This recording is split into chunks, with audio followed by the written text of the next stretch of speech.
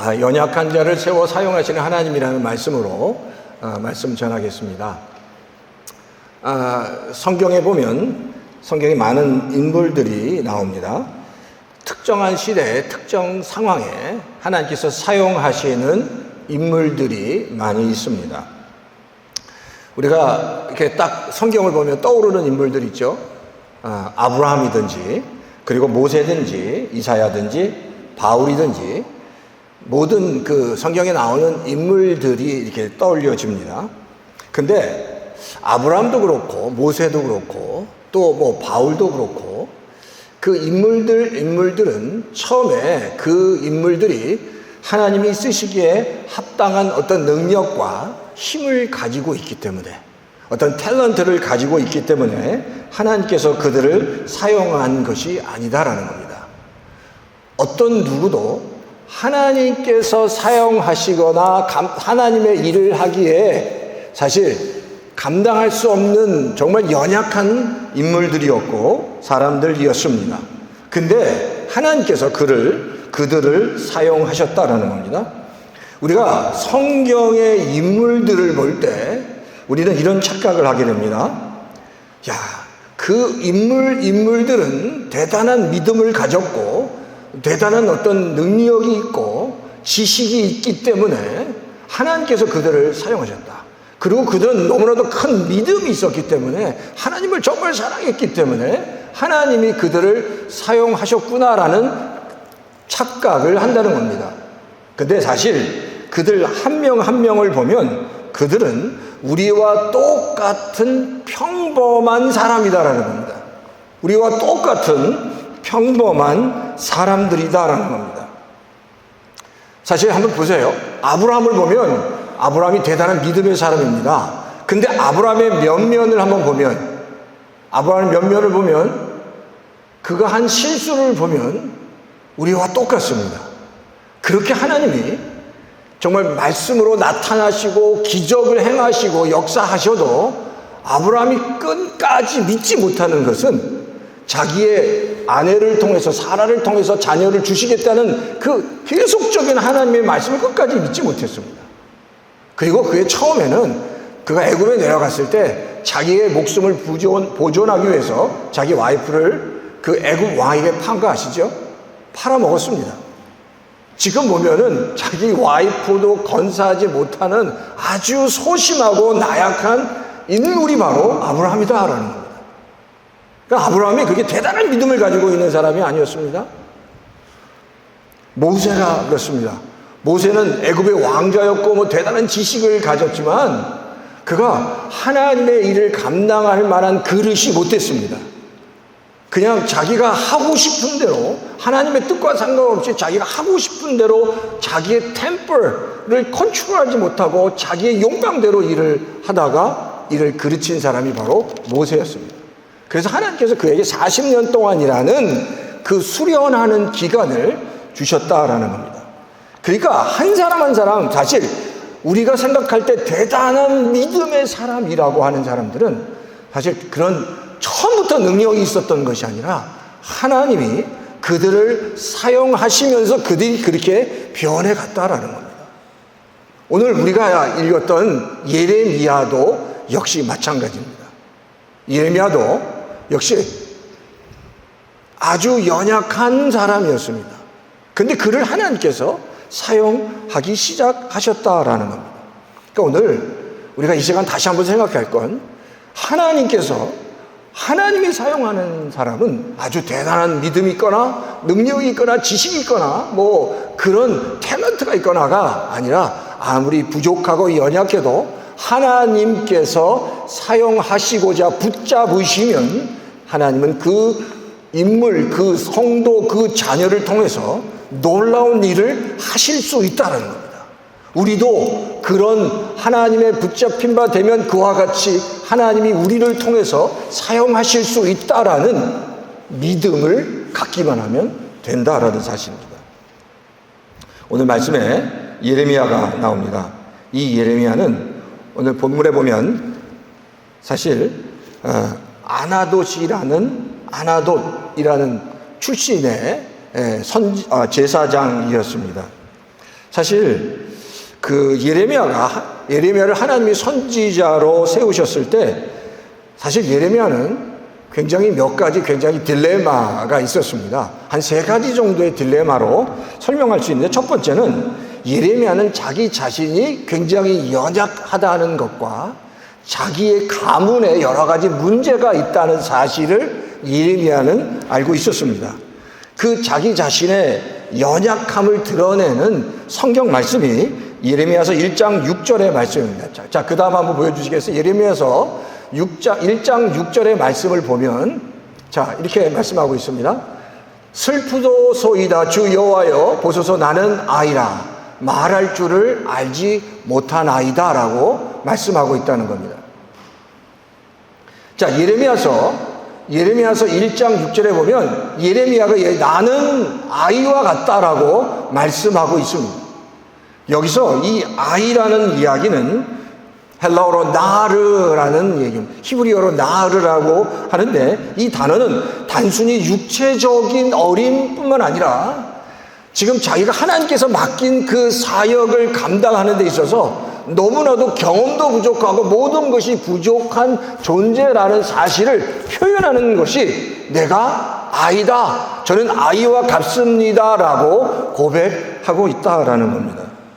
그러니까 지금 하나님께서 나에게 맡기신 사명, 지금 나를 선지자로 부르셨는데 내가 그 일을 감당하기에는 저는 정말 경험도 없고 실력도 없고 제 가문도 부족하고 제 나이도 부족하고 그렇습니다라는 표현을 지금 예레미야가 하고 있다라는 겁니다. 근데 오늘 성경에 보면 예레미야가 1절에 보면 예레미야가 어디 출신이라고 말하고 있죠? 1절에 보면 아나도 출신이라고 얘기합니다. 근데 아나도 출신의 제사장이라고 하면, 자, 아나도 출신의 제사장이라고 하면 이런 의미가 있습니다. 아나돗은 그 제사장 아비야달이라는 제사장이 있었습니다. 그의 할아버지 중에. 근데 그 아비야달이라는 제사장이 솔로몬과 대척점에 있고 솔로몬과 정치적인 파워 게임을 하다가 밀려나서 아나돗으로 이제 규향을 간 겁니다. 그러니까 아나돗 출신이라는 이야기는 이겁니다. 그 제사장 그룹에서 몰락한, 더 이상 제사장 직분을 제대로 감당하지 못하는 가문에서 태어난 딸아를 뜻입니다. 그러니까 지금 예레미야가 제사장이지만 예레미야는 성전과 상관없이 그냥 성전 먼 곳에서 그냥 제사장으로 살아왔던 사람이 바로 예레미야다라고 얘기하는 겁니다. 그러니까 실패한 제사장 가문에서, 그 가문에서 태어난, 그래서 사실 하나님 성전에서 그렇게 쓰임을 받지 못했던 아주 연약한, 그리고 나이도 어리고 그런 제사장이라고 지금 예레미야가 자기 자신을 생각하고 있는 겁니다. 자, 두 번째는 예레미야는 자기 가족과 친척들에게도 외면을 당한 사람이었습니다. 자, 하나님께서 이 예레미야를 부르셨을 때 예레미야에게 주신 사명이 있습니다. 그걸 우리가 아셔야 되는데, 하나님이 예레미야에게 그 사명을 주셨을 때 예레미야가 가진 사명은 곧 이 남유다가 멸망할 것이다라는 말씀을 전하는 거였습니다. 남유다가 곧 멸망할 것이다. 그리고 더 중요한 성전이 곧 무너질 것이다라는 이야기를 예레미야를 통해서 하겠다는 겁니다. 예레미야가 보통 사역했을 때 가장 집중적으로 사용했을 때가 오늘 본문에 우리 오늘 성경 1절, 2절, 3절에 나오는데 시드기야라는 이 남유다의 마지막 왕 시드기야 왕 때 사역을 했습니다. 근데 그 마지막 왕 시드기야 때 예레미야가 전한 것이 곧 이 남유다는 북쪽에 있는 바벨론 왕으로부터, 나라로부터 다 무너짐을 당하고 동시에 성전도 다 무너질 거라고 이야기를 한 겁니다. 한번 생각해 보세요.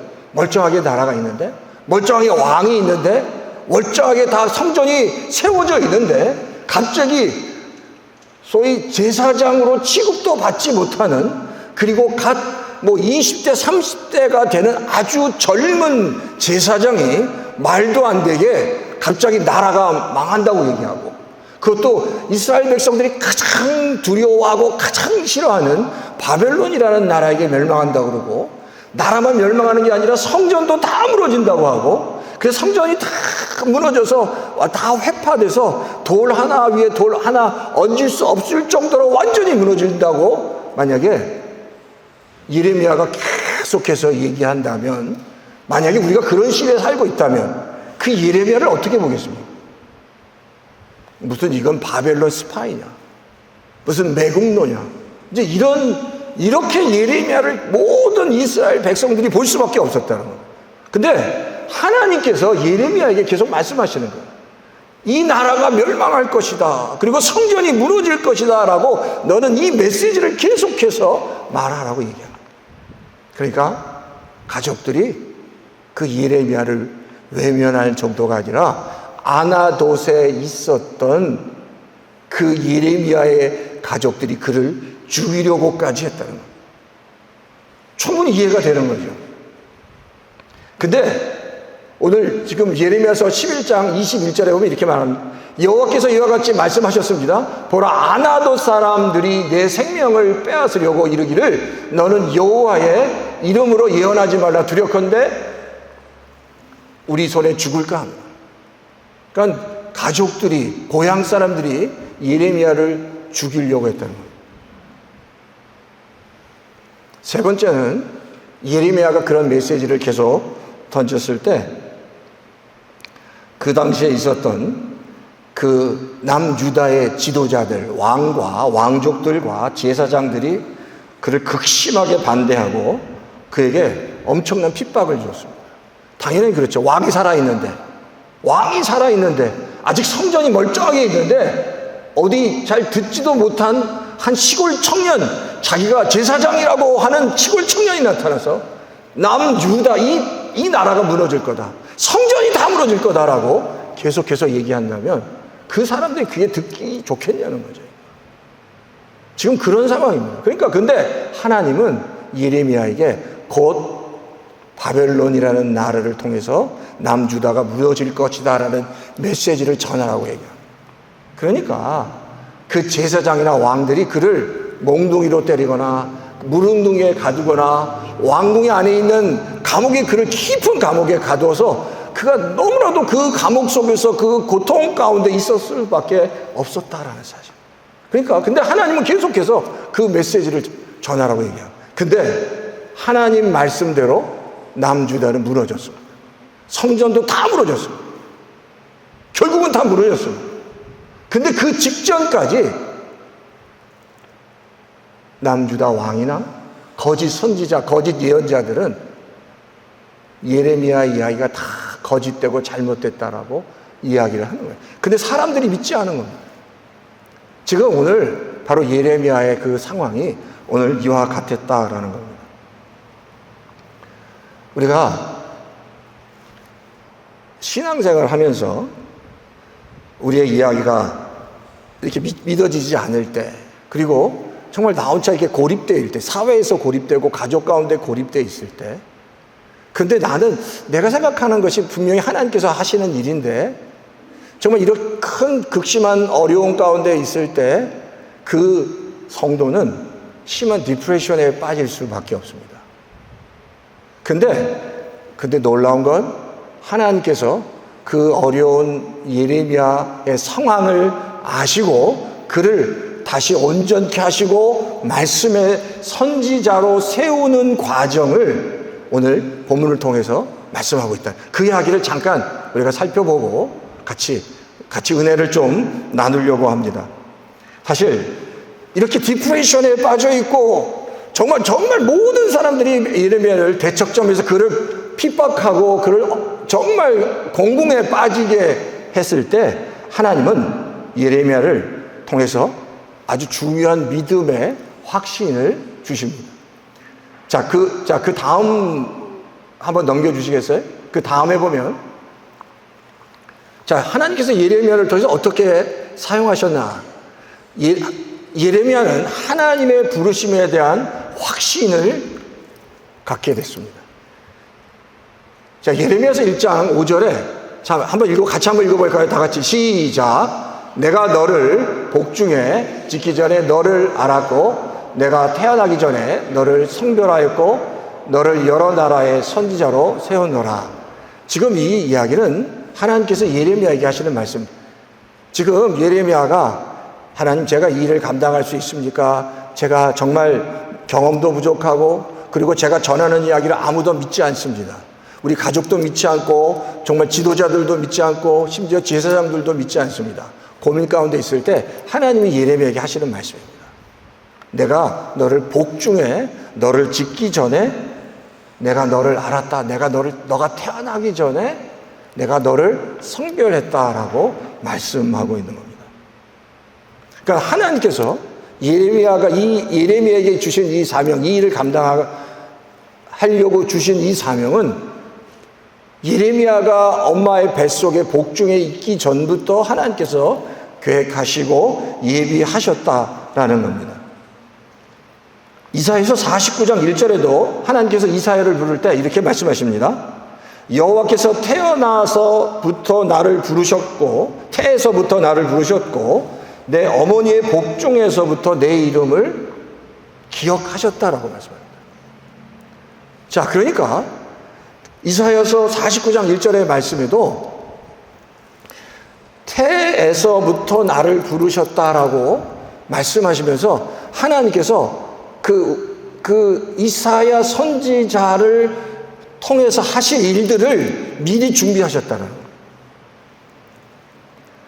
하나님께서 하나님의 사람들을 부르실 때 하나님은 바로 그때 그 상황에 맞춰서 그때 가장 필요한 사람들을 뽑으시는 게 아니라 하나님은 바로 우리가 이 땅에 태어나기 전에 그 하나님께서 맡기실 사명자를 선택하시고 그를 통해서 하나님께서 일하실 것을 미리 계획하신다라는 겁니다.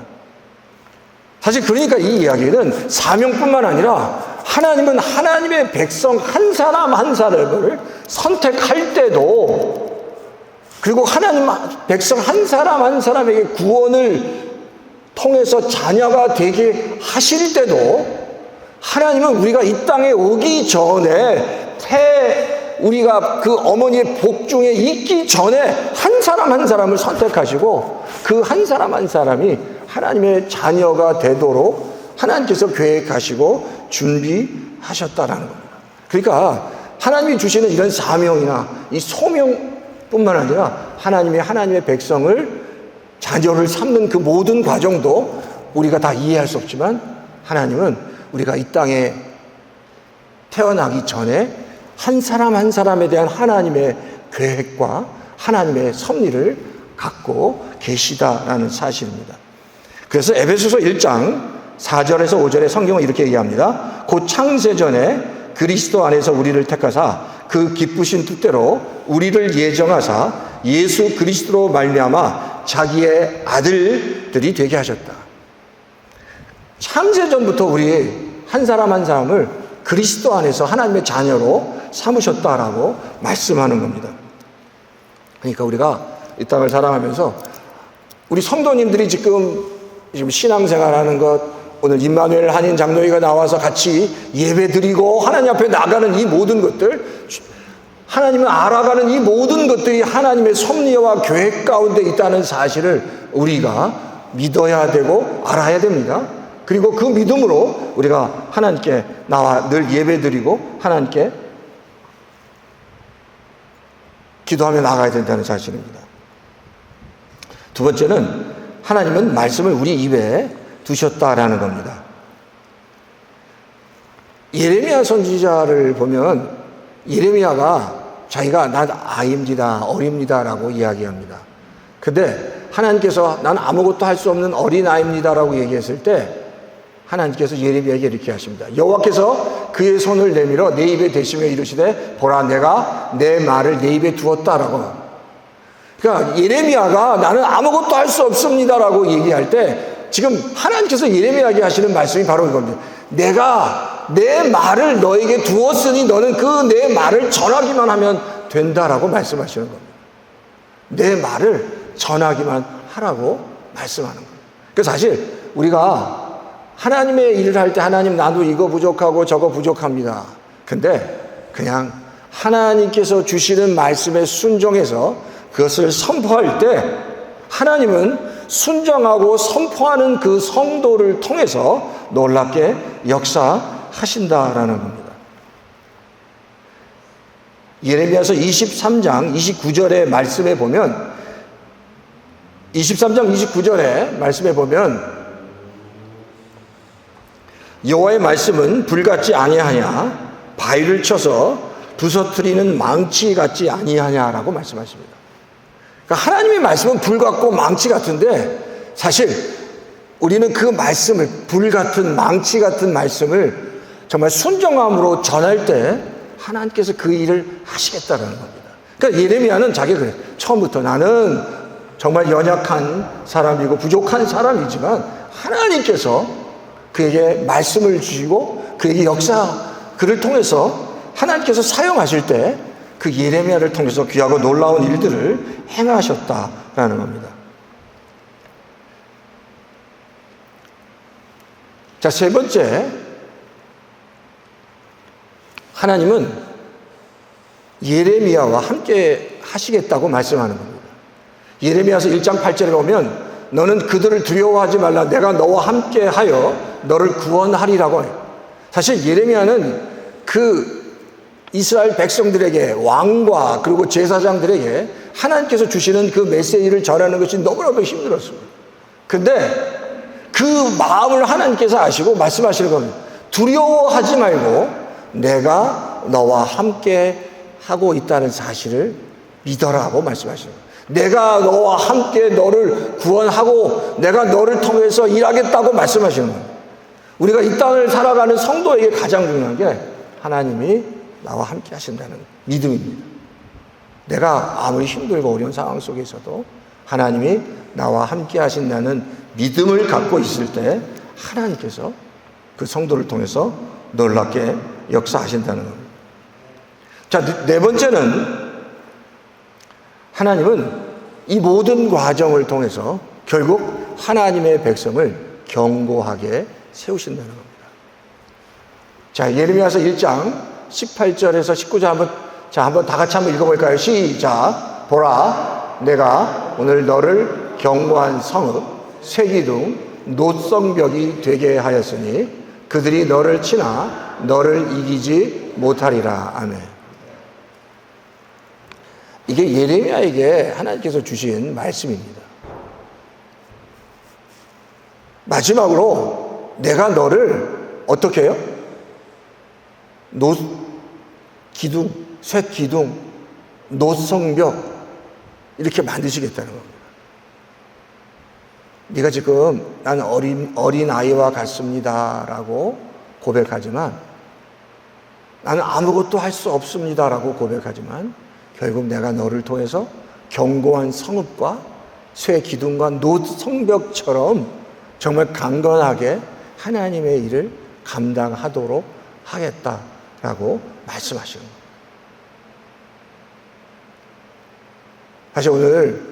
사실 예레미야는 하나님께서 그를 부르셔서 선지자로 부르실 때부터 정말 자격이 없는 사람이었습니다. 정말 연약한 사람이었습니다. 아무런 정말 하나님의 일을 할 만한 어떤 능력을 갖고 있지 않았습니다. 그런데 하나님이 그를 사용하셨습니다.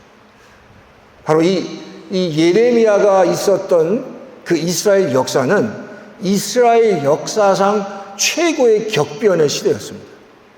그리고 가장 암울한 시대였고 가장 힘들었던 세대였습니다. 왜 그런 줄 아세요? 이스라엘 역사상 성전이 완전한 이방 군대를 통해서 완벽하게 무너졌기 때문입니다.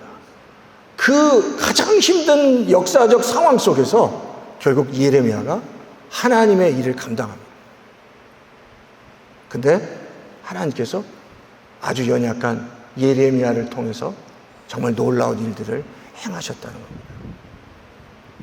우리가 오늘 이 말씀을 통해서 한 가지만 생각한다면 하나님은 정말 예레미야처럼 나는 아무것도 할 수 없습니다. 경험도 없습니다. 라고 참 겉으로 보기에는 아무것도 할 수 없는 연약한 존재였지만 하나님께서 그를 통해서 가장 위대한 일, 하나님의 일에 가장 위대하고 가장 강한 선지자로 그를 사용하셨다.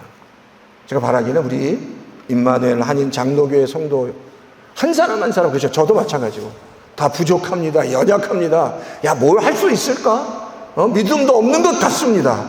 근데 저는 믿습니다.